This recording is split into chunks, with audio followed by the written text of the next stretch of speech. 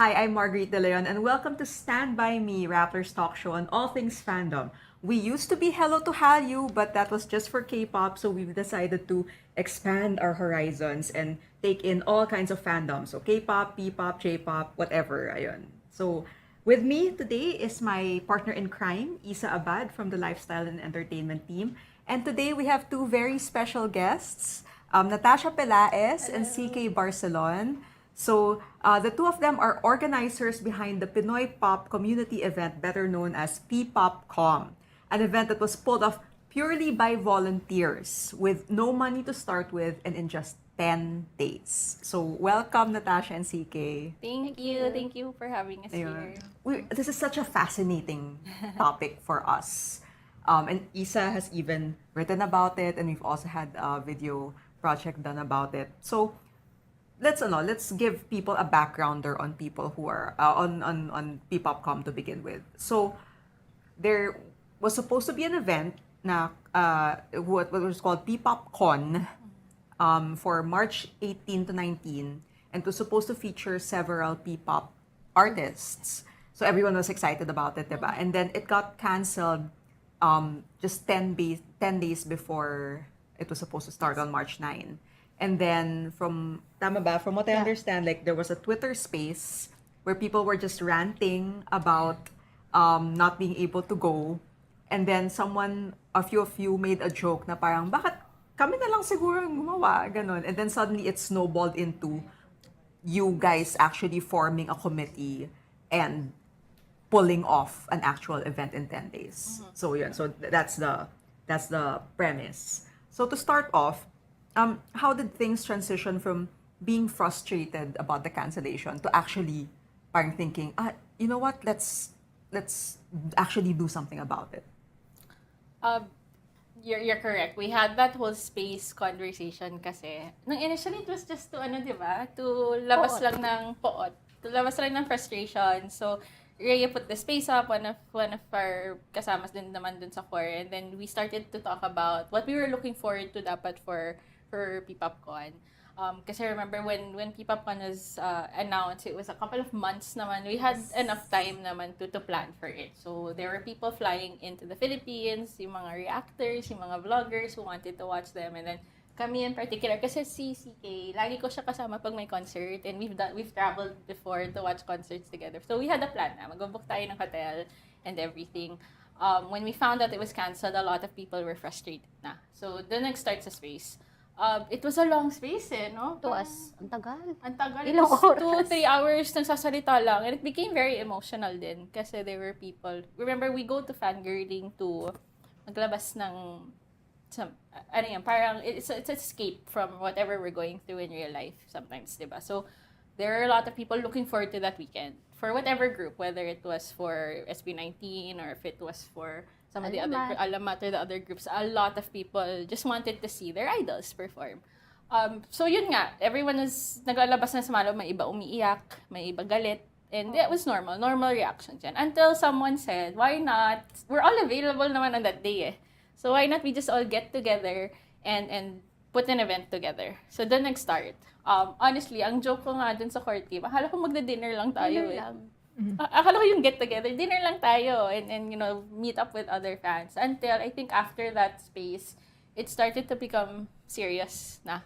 So Rhea and Z created these TG groups, the Telegram groups, and started putting people in and say, you know what, why don't we do something? We have a small gathering on that day.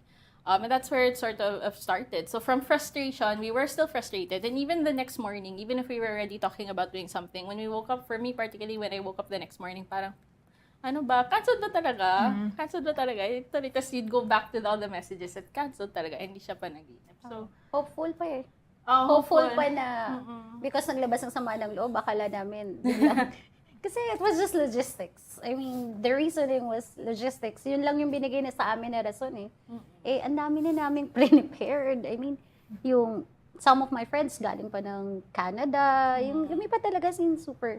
So, yung suddenly na kinancel mo siya because of logistics, syempre hindi mo tatanggapin. Tatanggapin mo ba yun? I mean, ilang weeks, months pa natin binili yung ticket. Even without SB19, di ba, bumili na tayo ng ticket. Bumili kami ng ticket without even knowing SB19 will be there. Because we support P-pop Rise. So, andun kami for other P-pop groups talaga. Hindi lang dahil kay SB. Pero kinancel nila. So, yung frustrations namin, kasi alam namin, ang hirap mag-start ng as a P-pop group here in our country. Kasi sa totoo lang until now, hindi pa rin naman kilala ang P-pop group. We're just starting. And then, ayan na, nag-create na tayo ng ingay. And then, suddenly, bigla mong kinancel. Anong sinasabi mo sa public? What are you trying to tell us na tayo ay biglang mag-stop ka? Just stop there. Oo, diba? So, yung frustration namin, sobrang taas. So, doon sila Z, nag-create na nga. And then, lahat ng nandun, magugulat ka. Within just one day. Eto na. I think overnight, we Yes. started to get more people into the groups, people who like the idea of doing something on that particular day. But to be honest, initially, when the groups were formed, wala pa eh. There wasn't Wala. any idea what exactly are we going to do within those Dinner na years. lang, diba? It was, for me nga, hanggang ngayon, nandiyo ka lang, magdi-dinner lang Akala tayo. ko alam, magpipizza hut lang ako. At manonood ako ng billboard. Yun Kasi lang. may pa-billboard si Madam. Mm. Yung may pa-billboard sila sa Araneta. Akala lang namin manonood kami. Magsusupport lang kami. Kahit Yun wala lang. na, okay lang. Sige, doon lang kami sa Araneta area. Until things start getting real throughout the process. So you guys mentioned, di ba po, nag-start siya sa Twitter space Yeah. to the Telegram chat. I'm just curious, paano ba nabuo yung core team mismo? Kasi ang dami nga nag-sign up for volunteers, di ba? Do you guys know each other beforehand? Or was it just because, kasi kilala niyo si Z na siya yung magli-lead? And what made you guys decide to be part of the actual core team? For me in particular, well, doon siya nag-form ng, si Z kasi talaga nag-form ng core. So these are people that she knows talaga. She's worked with before. She knows them fangirling or any of the fan bases. Ako personally, ayun, kilala ka na. Siyempre si Z, CK, and a few of the other people. And these are people that I'm always with pag concert. So, kung nag-a-attend na ako ng concerts ng SB19 in the past year, sila lagi kong kasama.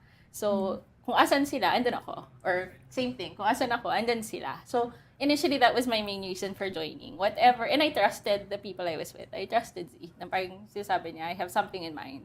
Ako parang, okay, hindi ko naman kayo kayang iwan. Kasi friends ko na rin kayo, di ba? Parang ayoko rin, there's a part of me, ayoko magkaroon ng FOMO. Kasi they're all going to do something na ako wala. But there's also a part na I believe in what your vision that I want, and I want to be able to contribute. So for me, that was my reason initially for joining the core group. Actually, ako nag-volunteer lang ako. I mean, Nadamay ka bigla. they were just asking for volunteers. And then, sabi ko, yung araw na yon was designated for SB9, for PPOPCOM na. So, naka-leave na, kahit Sunday siya, may Saturday kasi. So, naka-leave na ako sa family ko actually. So, family pala ako nagpaalam. Kasi I have kids. So, kailangan kong magpaalam sa kanila. So, yung date na yon, sorry, kasi it's March 19. Sorry, girl. Nalala bigla. March 19 is a painful date for me. Ano siya? Death anniversary ng daughter ko. So, yung reason ko ng pag-join for PPOPCON was to forget. Makasama ko sila, Tash. Wala lang. Mag-enjoy lang kami. Fangirling nga eh. And then, suddenly, ayan. And then, sabi ni Z, volunteers. Nag-volunteer. Kasi nag-volunteer naman ako before sa pop-up store.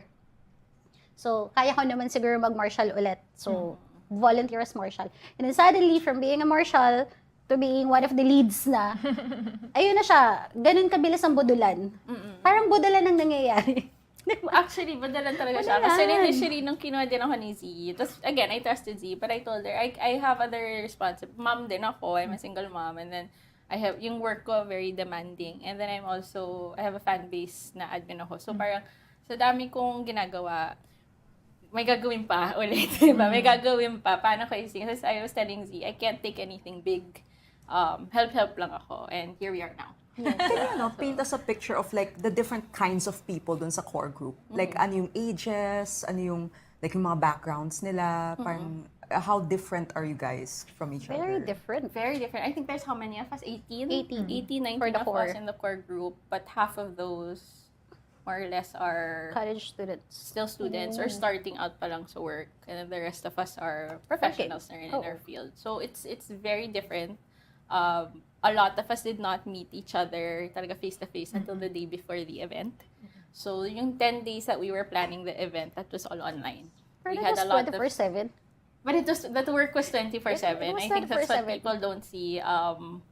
Parang shifting tayo nun eh. Oh. May gising pa rin. Like, I'd wake up, I would sleep and then I'd wake up at around 6 or 7 the next morning.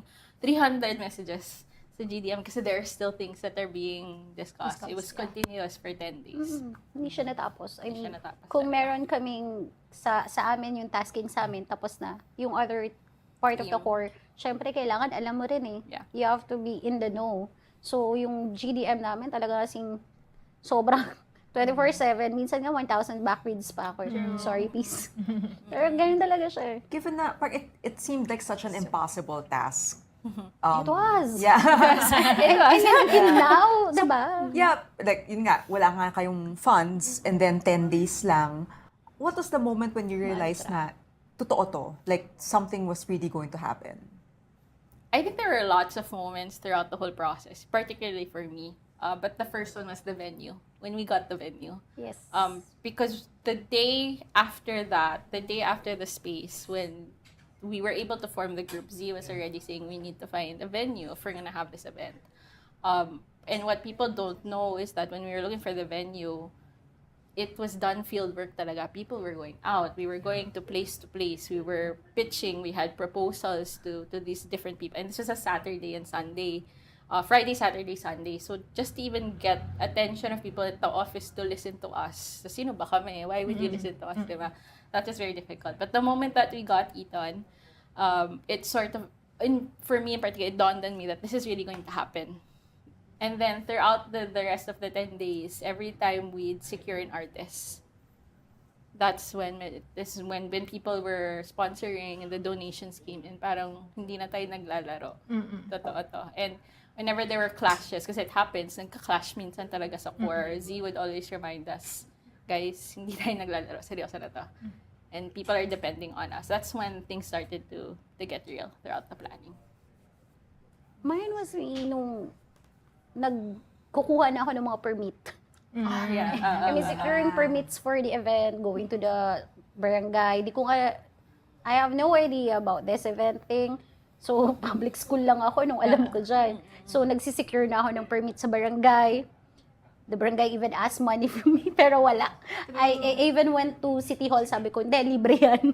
Kasi we don't have funds. Anong pambabayad ko sa barangay? I mean, kaya ko siyang abonohan kung aabonohan mo, pero the logic was, kailangan zero. Diba? Yeah. So, doon na ako, nagpunta na ako ng City Hall, and then, na-realize ko, habang kumakain kami ng mga friends ko, meron akong co-teacher na ang husband niya is police. Sabi ko, malaki yung event. Kailangan kaya namin ng police. And then suddenly I asked, sabi ko kay sir, kailangan ba namin ng mag-request for police assistance and all?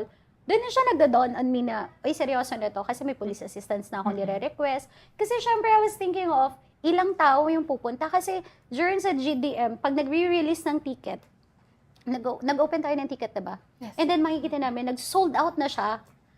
So, sabi ko, shucks, ang dami na ng tao, ang daming participants, kaya ko ba to as marshal? I mean, as head of security at that time. So, ang concern ko is the security. So, alam ko sa sarili ko, hindi ko siya kakayanin. So, I have to ask for help. So, ang naisip ko was police. Nung pumunta na ako sa Camp Karingal, I was, diba? Alam mo yung mga moment na marirealize mo, ang dami mo palang kayang gawin, no? Asking for free, diba? I went there, tapos, nag-a-ask na ako ng police assistance. Mabait naman po ang QCPD. Binigyan naman kami ng police assistance. Thank you po. And then yung doon na siya nag-dawn on me na hindi na siya simpleng event. Yeah. Kasi nag-involve ka na ng police personnel, nag-involve ka na ng security from Eton. As in, hindi na siya from basic na dinner, eto na siya. Yeah. It's no longer just a simple gathering ng fans na kasi at that time, hindi ko na nga rin concern yung artist na darating eh. Sila yun eh. Oo, sila sa artist. Pero ang concern ko talaga was the safety of the attendees na darating. Kasi ang dami. Ang dami daw pupunta. Kasi at the back of my head, may doubt pa rin ako. Kasi syempre, ang bilis lang naman mag-register. Online yan. Libre yan. So, walang bayad. So, anyone can just, diba, answer the Google form, may ticket ka na. So, hindi pa rin ako sure, pero syempre, hinahanda ko pa rin. Syempre, hindi ako nagda-doubt sa vision ng PPOPCOM. Kasi I believe na ito yung gusto namin eh. Kasi, syempre, wala silang pupuntahan. Nag-leave na sila. PPOPCon. Absent na sila, wala nang gagawin. Akala nila may gathering and then wala. So, I was hoping na, sige, pupunta kami sa inyo. Diba? So, doon siya nag-doon talaga. So, ayun, parang nag-snowball talaga siya from like a gathering na for the fans, by the fans. I think you mentioned also na, di ba, dapat yung goal was walang gastos. Wala. Di ba? So, I think what was one of the most surprising thing was like, you started announcing na may mga pupuntang P-pop artists. So, how did you make them sign up for the event? Magic. Magic. Was No, magic. so if we sort of go back to the vision of what we wanted for PPOPCOM, and I've mentioned this, I think, no matter who I'm speaking with, is that everyone, the Filipinos are so talented. There's so much talent in our country. Unfortunately, tayo rin mismo Pilipino ang hindi nakaka-recognize sa talent, which is sad. On a personal level, I wasn't even born here. I'm Filipino. I wasn't born. I didn't grow up here for half of my life. But yung how do you call that though? I love my life here in the Philippines and I wouldn't trade it to go anywhere else. And if I had the talent then to sing and dance, araw-araw musical. Araw-araw musical. Unfortunately, wala akong talent. So I can't, but so when I see someone else have that talent, I want them to shine. So our vision was always to give the stage to them. And we were frustrated that PPOPCon didn't happen, but what about the artists also? They didn't get the showcase. And they prepared. Kasi I'm pretty sure even before nalaman namin na may PPOPCon, alam na nila, nakabook na yan sa kanila. Nag-ayos na sila ng mga whatever they needed to fix and whatnot. And we wanted to give them that opportunity to show it. So how did we book? It is magic to some sense, but the artists also had the same vision as us. And it made us respect them even more to a certain extent because they knew that it was pro bono. They wouldn't get anything out of it. They wanted to showcase what they had. I know that some of them, the costumes that they used were supposed to be the costumes for PPOPCon, and then they used it for our event as well. So walang nasayang, walang natapon and they were able to use it there. So it's hard to be very specific on how we got them to sign on because everything was quick during those days. But the people that signed on, they definitely had the same vision that we wanted for the event. But of course, we don't blame those who didn't kasi there's a lot of reasons naman. There's a lot of factors, whether busy din sila, management nila, sila mismo. That's fine. But yeah, I think we had 28 artists. That includes na Yung mga biglaan na artists that came. And just to have 28 artists at your event, wala kaming time mag-fangirl. Pagdating nila, there's like a moment of, oh my gosh, andito, like G22, when G22 arrived, like, oh my gosh, G22. And then you have to snap back and say, wait, teka lang, may gagawin ako. Panood ka ba? Snippets lang. Wala na. Nagdumadaan lang ako. Ay, uy! So, that's very Everything, parang, syempre, ang daming mga good things na nangyari na everything kind of like fell into place. But of course, there still were, like, I'm sure there were still conflicts and problems. So, could you tell us a little more about parang ano yung mga hiccups that you guys went through and how did you guys resolve those? Sponsorship. Yun yung pinaka-major problem namin talaga was sponsorship. Kasi syempre, ang dami naming volunteers. We have 100 volunteers here. Paano natin papakainin yung mga food. Yes. Yung food. Paano mo, alam mo, pinag-volunteer mo na, sila papaggastusin mo, diba? And then we were thinking of, paano ba to, magsusolicit na ba tayo sa isa't isa para lang may pagkain? As in, doon lang siya nag-start. And then, yung mga member namin na masisipag din talaga, they created magic. Magugulat na lang kami, oy, nag-pledge si ganito, nag-pledge. Hanggang sa, mabait pa pala ang mundo. Nagugulat ako kasi I had people DM me as well and they'd say, Ate Tash, how do we send over food or money? And then, I thought parang papadala lang like in cash. Akala ko parang a few hundreds ang papadala. When I see the transaction, ang laki ng pinadala. And it's because they also believed in what we were doing. And we have friends as well within the fan base that weren't able to be there at the event or who wasn't able to volunteer, but they were also able to donate or sponsor or to provide any assistance. Magugulat ka how everyone sort of rallied and got together for this cause. And it's And it's not just 18. and it's not just 18, it's all the and I think that was one thing that Arian brought up din during one of the interviews that we had. There's never a time within the planning na we went up to someone, uy, kanino kang group? Wala. It doesn't matter because at the end of the day, everyone was supporting P-pop. And that's what was important at that time.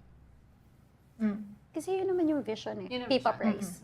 I mean, even during yung mga brainstorming namin, Yeah. ang laging end ng speech would be P-pop Rise.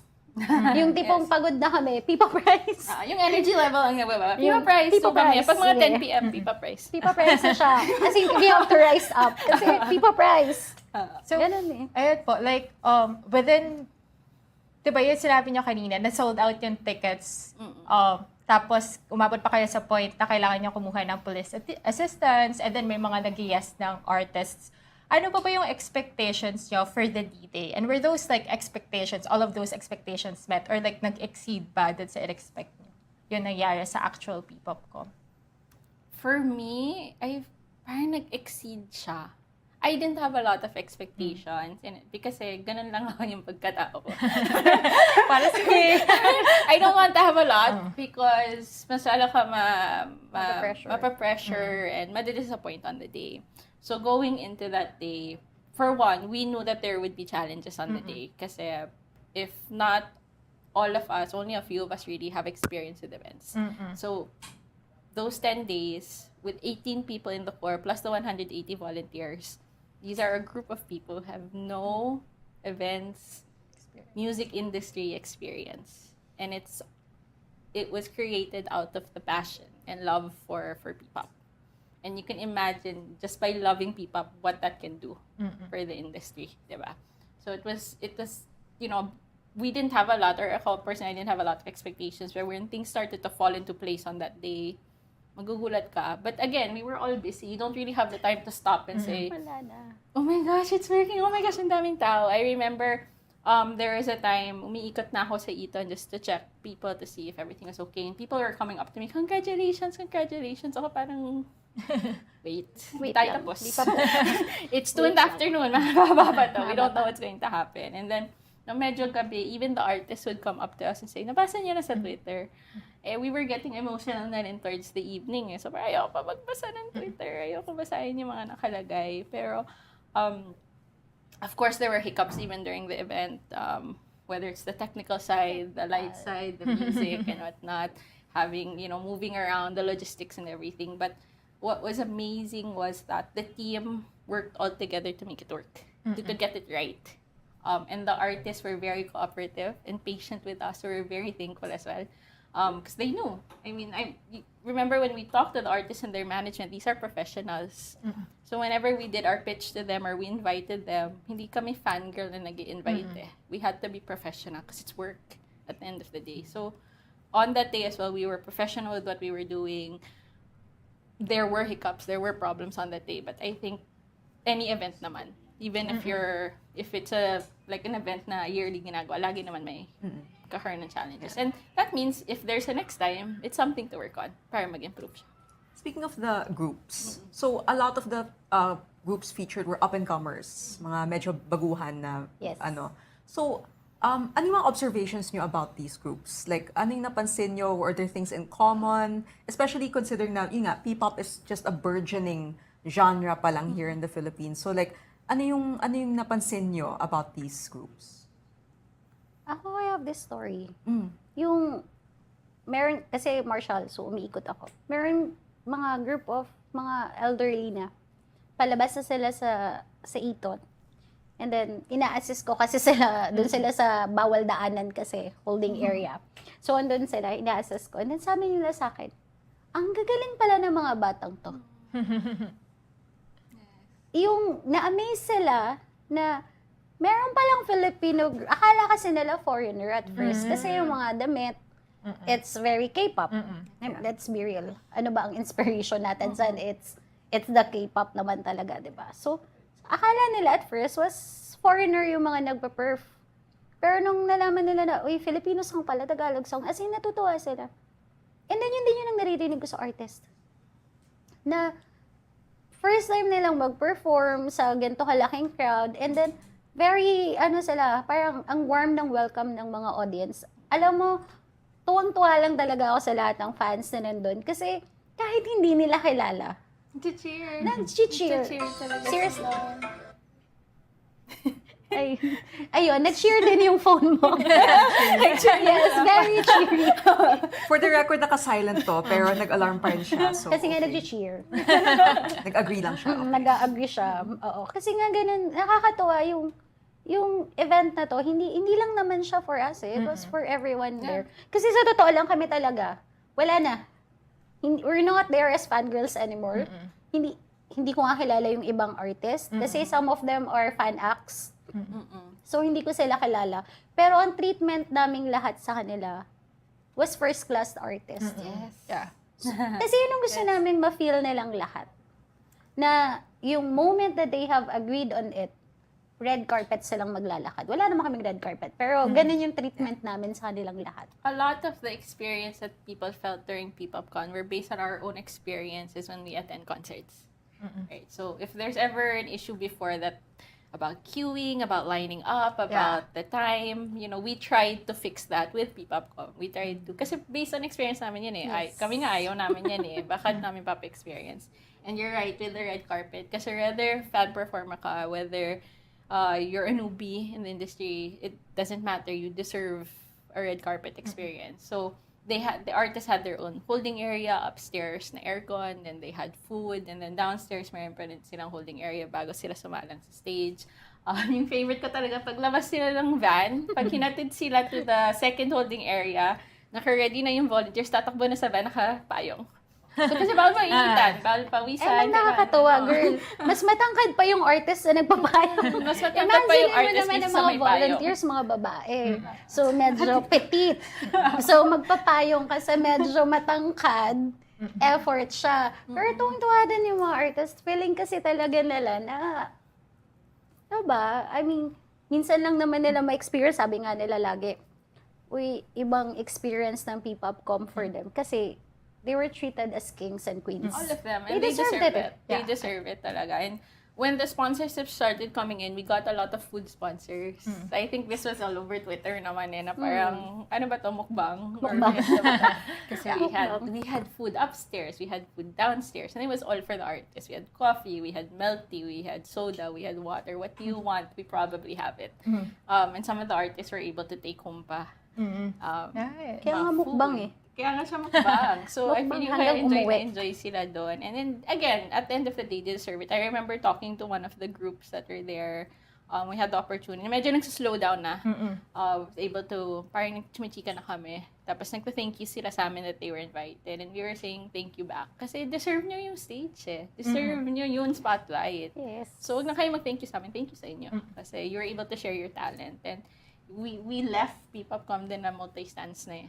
Kasi you notice all of these talented people. Speaking of the artists po, I remember na nag-announce kayo ng extension sa program. Kasi ang dami nga nag-sign up ng artists. Tapos, even during the D-Day, may mga artists like Kaya na biglang pumunta. That was like, parang, di ba, nagulat mostly, kahit, I think kayo din, Yes. kahit yung attendees. So, for the volunteers, how did you make sure na everyone would stay professional kahit, di ba, parang may guidelines po ba kayo at everything else? NDAs. We had NDAs and agreements. So this is where I sort of come in and my background comes in with Z, with HR. When we were talking about, when the volunteers started na parang dumadami yung artists, Z and I started to talk na we need paperwork. Kasi we have wala pang 20 yung artists. I think nasa 5 pa lang yung artists. Sabi ko, we're gonna be around them the whole day. They're going to be in the holding area. We will see things, we will hear things, probably stuff na hindi confidential, we shouldn't pay. So we need to ensure that our artists are secured and we are secured as well. So we drafted a volunteer agreement and a volunteer NDA. So ako bilang HR is my life. Everything for me is documentation. And I live by documentation. So even if it's just a phone call, mamaya-maya tinadocument ka na phone call. Important yan sa akin. Just to save everyone, di ba? So we drafted the agreement. And part of the agreement was decorum and professionalism. And that is given. If you're going to work in this type of industry, I think naman it's common. If you work in this industry, you have to have that decorum if you're dealing with artists, di ba? But that doesn't stop us naman na parang kinikilig din kami. Siyempre, kinikilig din kami, di ba? So, Tigil. Tigilan mo lang ng slight. Or if you're going to fangirl a little, medyo hinaan mo lang, very, very light, di ba? But the NDA was very important because the NDA is the disclosure. You're not allowed to share any information because we get a lot of confidential, especially leading to the event. We were getting a lot of confidential. With the surprise guests, surprising kami. Surprising kami. We were told a few minutes lang that they were arriving and whatnot. So, I remember pa when Vision and G22 came, we were aware siguro a few hours before because we needed to barricade na. Kasi we were aware what was happening. Nakaradyo kami, di ba? Marinig ko lang sa radyo, standby. Standby nga para saan? Saan kami sa standby? Saan kami magsa-stand? Una. Di ba? So parang we didn't know what was happening, basta standby. But the thing is, I felt like people were they felt something then was happening. Kasi, I remember when, bago dumating yung Vision, yung marshals ni CK, and then I was there, and a couple of other volunteers. Andun na kami sa front ng stage, nakakalat kami doon. So, some of the guests are already looking at us, some of the attendees, bakit nandiyan kayong lahat? So, something's happening. As concert goers, medyo aware ka, di ba? Parang aware sila doon. Something's going to happen, di ba? Tapos, even the volunteers actually, we're not aware. So, only the core members knew what was going to happen. Sasabi namin, standby kayo. Pag tinawag namin kayo, pumila kayo, mag-ready kayo. So, while you were doing the human barricade, bababa na si Vision sa stage, the volunteers still didn't get it until they saw Vision. Because I remember I was part of the barricade, yung katabi ko, sabi niya, ate, Vision yan, di ba? Sabi ko, control yourself. Kaya mo yan, be. Di ba? Tapos nang dumaan siya, nalala ko yung katabi ko, parang oh my gosh. Like, okay ka lang, kaya mo yan. Tapos kalma lang. Tapos dumaan lang sila. And then G22 and the others as well. Kaya was a whole different experience. So, Kaya was, paano ko ba i-explain? That's where all of us got emotional at the end of the night. Kasi, it was already emotional enough towards the evening. Kasi when the last few artists were about to perform, all of them were already downstairs in the holding area. So, bilang na bilang. And knowing the program, alam mo na kasi patapos na. So, there's a relief na. Patapos na to, patapos na tayo. Made it, na-house na natin to. All of a sudden, I saw Marga, one of the core members, walking towards us. Sumiyak siya. Ano umiyak? Kinakabahan ako. Ano umiyak? Wala ko umiyak kasi happy na siya kasi patapos na din. Kasi ako rin, nafe-feel ka na parang patapos na tayo. We're gonna be successful na kami. Oo. Tapos bigla niya kami niyakap. Tapos bigla sabi niya, dadating ang Kaya tsaka PPOPCOM. Oh, wow. We just cried. All of us just cried when we heard that. Tapos there are a couple 10 of seconds lang yan, girl. 10 seconds. 10 seconds, right? Kasi after, you have to, sige, okay, anong gagawin? Kasi you have to work na naman, diba? So, you have to, and the volunteers didn't know. There were a couple of volunteers after that overheard. Tapos bigla rin sila umiyak. Tears are contagious, diba? So, all of us were crying na. So, you have to remember, the artists were behind us. Hindi namin pwede pakita na umiyak kami dun, diba? But I think that was a major moment, not just because it's Kaya, of course, and it was PPOPCOM, but ito yung parang validation. Na we have done something right that day. I mean, yung ginawa namin was epic. I mean, kasi sino ba naman kami? I mean, sino ba ang PPOPCOM? Oh, so, yun, I think that was sino ba kami? Parang, who are we for you guys to come here and be part of our event? Kasi ang dami na nila Ang dami na nila nakakaiyak na parang nakapag-perform na sila. Kasi nga patapos na we were at the end of it. So, feeling namin patapos na. So, doon na siya nag-start na nag-perform si ganito, nag-perform si ganyan. Parang, talaga ba? When Kaya arrived, when they were there na mismo sa backstage, things got emotional again. Ayan. Kasi doon na sila eh.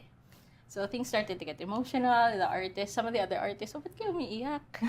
Pero tapos biglang na-realize nila, kasi natapos yung event. Natatapos na yung event. And that's when parang lahat na kami gusto pumarty na, but we can't kasi hindi pa tapos. We still have something to do. But I can't. Yung pa, security-wise, we were worried about the security kasi while they're first of all, it's Kaya. Second, while others were performing, the other artists wanted to go to their booths. Mahal ko sila, pero, huwag na kayong umikot. As a security. Yeah. Stay there, me. So, habang umikot so we were given a heads up na parang, gusto umikot si ganyan sa booth nila. So, we'd look at si Kaya, anong plano natin? Okay, human barricade again. Human barricade to, di ba? So, sometimes it would just be 5 people, sometimes 4 people. But I think Kaya was supposed to go around. Nag-ano na kami ng security noon, nag-heads up kami ng security. Kasi alam namin, we can't. Hindi namin we kakayanin can't yun. handle. So yun, there was just a lot happening around at that time. But towards the evening, towards the gabi, sabi ko, towards the gabi, medyo emotional na yung mga, even the volunteers were starting to get very emotional kasi tapos na. It was a 12-hour event. And then we were going to end it already. So, yung 12-hour, mine was 17 Yeah, hours. I mean, the event itself was 12, but we were there at the venue since 6 a.m. 5 or 6 a.m. a.m. So, ang daming nangyari, ang daming mga high moments. Yeah. Pero what would you consider, like, for each of you, yung ultimate, like, favorite moment nyo sa event? Towards the end, when all the artists were on the stage, Go Up and Go Up played. I think that was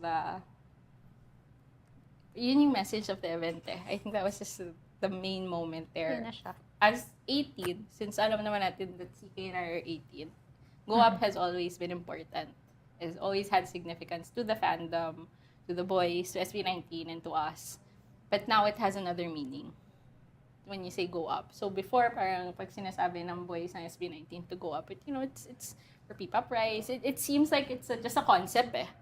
We understand it more na. Now we get it. Yeah. And during that night, when Go Up played, I think everyone felt it and understood what Go Up meant that evening. And even the artists were singing and dancing. Kasi it was along. P-pop Rise. It was P-pop Rise. So that was just the moment na parang, ang sarap na feeling that we were able to do all of this. Right. So, I mean, for us, we're just really, like, in awe of how you pulled Yeah. how you made you mounted the event. So, you mentioned, guys, na before the whole 10 days, talagang 24/7 yung preparations nyo. Tapos, Totoo yun. how are you guys after the event? Trabaho pa rin. Nag-sync in na po ba siya 2 weeks after na nagawa nyo yung ganitong event? Ganun na lang. Gets. Siguro, ano na lang, just to give you sort of the timeline of what happened. And it may be different from CK kasi kami umuwi kami sa hotel. I think you went home, diba? So after the event, syempre muna kami nag-huddle yung team just to sort of go over. Ako with Z and some of the others, we went back to the hotel and we had a good dinner kasi the whole day talaga hindi naman kami nakakain. Kahit ang daming food, diba? Hindi naman kami nakakain na maayos. But of course, when you get home at 1 or 2 a.m., ano pa ba madideliver? Fast food din naman. Pero at least we had a good meal to eat, diba? And all we really wanted to do was rest. Ang sakit ng katawan eh. Ang sakit ng paa namin, ng legs namin the whole day. The next morning, I think we woke up medyo late, mga 9 or na 9 na ata when we woke up. I didn't look really at my phone from the night before. I knew that I was getting tagged. I knew there were messages, there were DMs, there were messages from friends. Hindi ko pa siya binabasa kasi medyo naka-high ka pa din eh. I mean, the whole day you're running on adrenaline and then in the evening, it's a whole bunch of good messages coming in. Hindi ko siya talaga binabasa.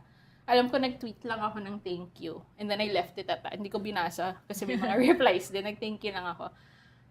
Yung una-una ko naramdaman, pagbaba ko sa bed, ang sakit talaga ng katawan. Ang sakit-sakit ng legs ko. And I think all of us, kasi I remember, si Arian ata yung kasama namin sa room. Nung gumalaw siya, sabi niya, ay, wait lang. Wait lang. Ramdam ko yan. Kasi it really, really hurt. Pero, the rest of the day was just really being on a high. And there are a lot of messages nila namin nabasa, whether it was directed at PPOPCOM or individually. 2 weeks later, in particular for me, we're still doing things. We still have backlogs from the event that we're working on, so we're still busy. Oo, masyado pa rin busy. Kasi actually, after PPOPCOM event, hindi pa rin naman siya natapos eh. I mean, kasi syempre, meron kang post na kailangan gawin. Yung NDAs nila, yung mga lumabag sa NDAs, joke lang. Hindi, joke lang. Wala naman po lumabag. Ano lang yun, asaran lang namin yun, mga inside jokes. Yung mga ganon. Pero in reality, kasi yung vision niya yun, hindi siya nag-end that day. Yeah. It didn't end there. I mean, mas nag-escalate pa siya, mas lumaki na siya, Yes. mas naging malaki na siya for us. Kasi naging ambitious na kami. Masyado na kami, feeling namin, kaya na namin ng world. Joke lang. It became a movement The whole, it's a catalyst for change. It's a movement na. PPOPCOM wasn't just an event. It's just started with the event, but there's still so much work to be done after. Kasi ang daming nagre-request. Yeah. So Yung request. that actually leads perfectly to our unfortunately last question. So, yun, considering na may group na talaga kayo, na medyo, I would assume na solidified na yun. So, ano yung future plans? Do you guys have anything?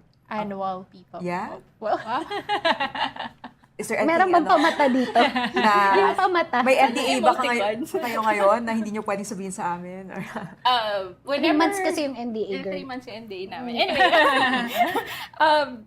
I answer this when everyone asks whether me and Z. It's not a hard yes, it's not a hard no. It's a maybe and let's see. We'll see. Like what we said, PPOPCOM is now a movement. It's an opportunity to raise the flag for Filipino music and the P-pop community. So why should we stop here, right? But if we're talking about events, if we're talking about things going to happen next, We'll see. We'll see. Wala kaming budget. Wala kaming pera. Wala pa rin kaming pera ba So, yun? kung gusto that niyo, wasn't the problem before. pero yung pa rin naman siya, it still is. Hindi naman namin pwedeng i-quit yung day job naming lahat. True. We still have family to feed. So, But we're still all we'll see. volunteers. I think what has changed with PPOPCOM is that our roles are more defined now in terms of what we need to do. There's a couple more that joined us in the core team just to make it more, to make it more complete. But in terms of what we'll do next, we'll see. We do have our We have a YouTube channel now. We have a YouTube channel now. We have, our very active kami sa social media and To promote the to P-pop. promote the P-pop. And Hindi yung P-popcom. P-pop I'm clarifying groups. it yung P-pop group ang pinopromote po namin at the to P-popcom. promote. And we want to continue to promote them. Because like we said, they all deserve the spotlight. They all deserve the stage. And I think Saint was the one who made this pretty much, it summarizes like from our experience. When SB19 was starting, there wasn't anything like this to support them. And now this Mama, is us Natassia, for papaiyak ka. Sabi now mo. this is for them. And this is their dream, and this is the dream of other P-pop artists as well. Siguro naging instrument kami. Wow, instrument. Naging instrument kami to Mama! fulfill that dream. At ang sarap. Parang ang sinasabi ko, there were a lot of difficult times throughout the planning, but feeling ko we were all put here for a reason. And that's why we all have our specific roles on the team. All of us in core, our personalities are very strong. We're all opinionated. We all don't take no for an answer. So that's 19 people na continuously butting heads. Yeah. But our goal is one and the same, which is to promote P-pop. So if you're going to ask us what the future plans are, we're still going to continuously promote P-pop. P-pop rice lang naman ang goal. It's still P-pop The goal is still P-pop rice. Hindi na yun magbabago. Solidify na yun. Kasi the only reason why we're here is because of P-pop rice. We're hoping na makagawa kami ng platform wherein to showcase the talents of those people na very talented. The funny thing is, ang Filipino very well known as singers. And yet, ang OPM natin, asaan pa rin po ba? True. So, we need a venue for it. Hindi kaya yan ng SB19 alone. Yes. Hindi yan kaya ng mga artists alone. Tayong mga fans or tayong mga we have to stand by with them also. Pero hindi yung standby lang na manonood ka, support ka lang. It's not enough.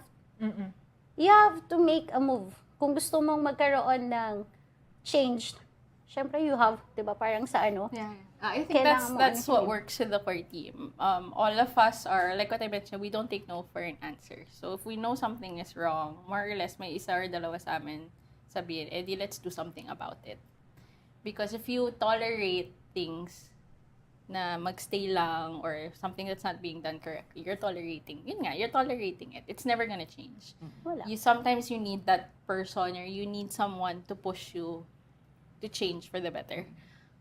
Yun ang naging, I guess, goal ng PPOPCOM. Like I said, we probably are the instrument to get it done. Hindi lang kami. I mean, for now, baka kami. But I'm sure there's a lot of more people who can do something or a lot of other people who want to help. And it also changes how you see fangirling.